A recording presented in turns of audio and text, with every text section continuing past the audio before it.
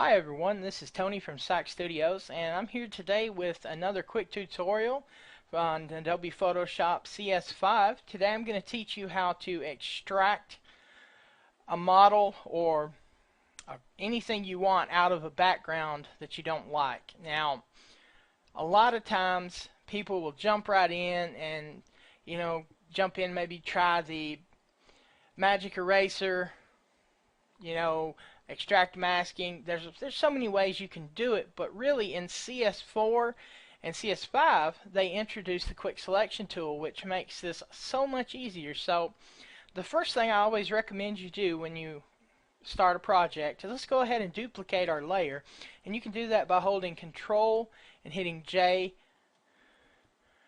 or Command J on a Mac.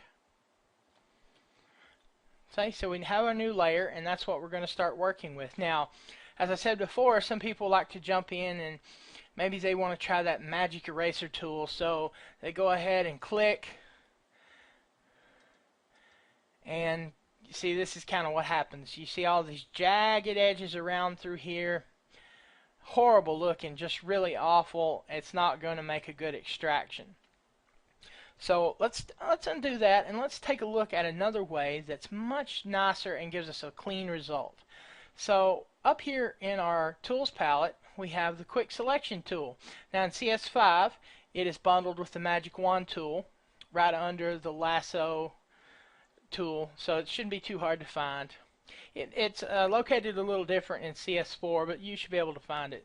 So we're going to go ahead and get our quick selection tool, and we're just going to go ahead and start making our selection. We're just going to get as close as we can around through here. We want to just make a collection, and it does a very good job in most cases of finding the edge. So we just go ahead and fill in the whole thing, then we'll hold Alt, and you see how the minus sign appears inside. That's going to allow us to take away what we don't want. Now, often doing this gives us a much cleaner result, as you can see here. We're just gonna bring it in and gently we'll go back around the hair we want to get. It doesn't have to be perfect, but you want to get it as close as you can, obviously.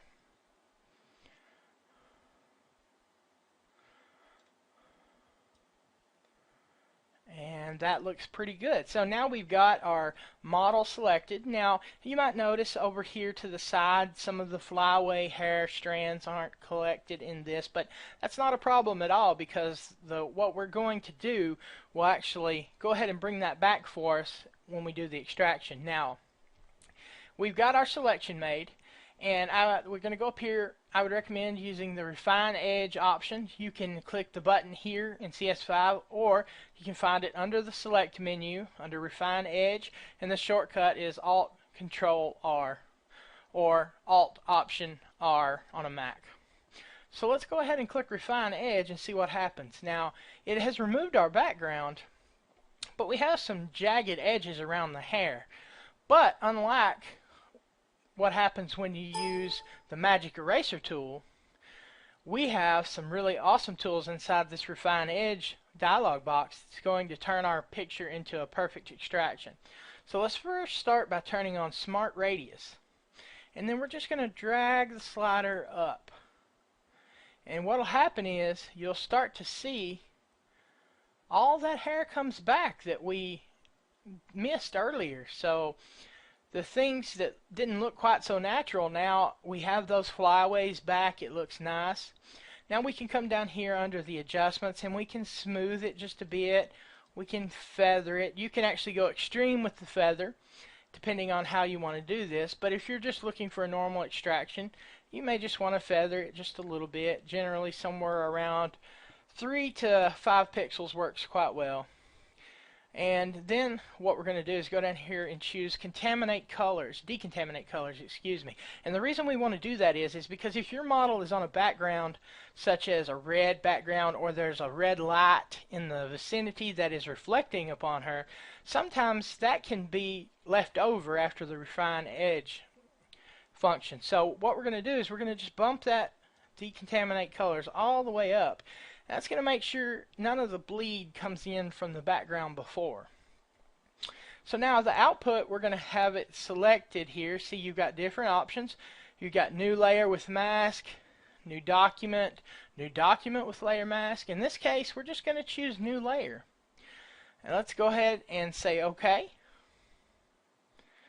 It's going to think just a second, and now it's going to output our selection to a new layer. And as you can see, this looks pretty good. But now what happens if you make it a new layer, but you have something like this on the side here? I can see kind of through that hair, and I can see the background. Man, that's a problem. So let's go ahead and back up a step here. Alright, and we're going to go back into Refine Edge, and I'm going to show you how to take care of that. So we're going to turn on, like we did before, Smart Radius. We're going to bring it up. Alright, we're going to feather just a little bit, smooth out the edge. Alright, we're going to decontaminate colors, but this time let's choose New Layer with Layer Mask. Go ahead and choose OK. Now the reason you want to do this is because now, see, we still see there's a problem here. You can see through this section of hair, but now we have a mask that we can fix it. So let's go ahead and choose the mask. Let's make sure the white frame encompasses the mask part of the layer. And we're going to go over here and make sure we have our white color selected, and we're going to grab a brush. Now let's make sure it's a soft brush, and you want to size it down depending on what the resolution of your picture is, and we're just going to gently color that back in. So as you can see, now all that's back. What we were missing before, now we have it back again, and up here, see, we just bring that back in. It just comes in naturally, looks nice without having all the background issues. And this is the great part about Refine Edge. With using a mask, you can really get back everything that you've lost. So now we have a perfect extraction. It looks natural because the hair flyaways are all there. It looks nice. So now what we can do is go ahead and just create a new layer. Go ahead and we got that layer selected. Let's hold Control and select our other layer. Let's just merge layers.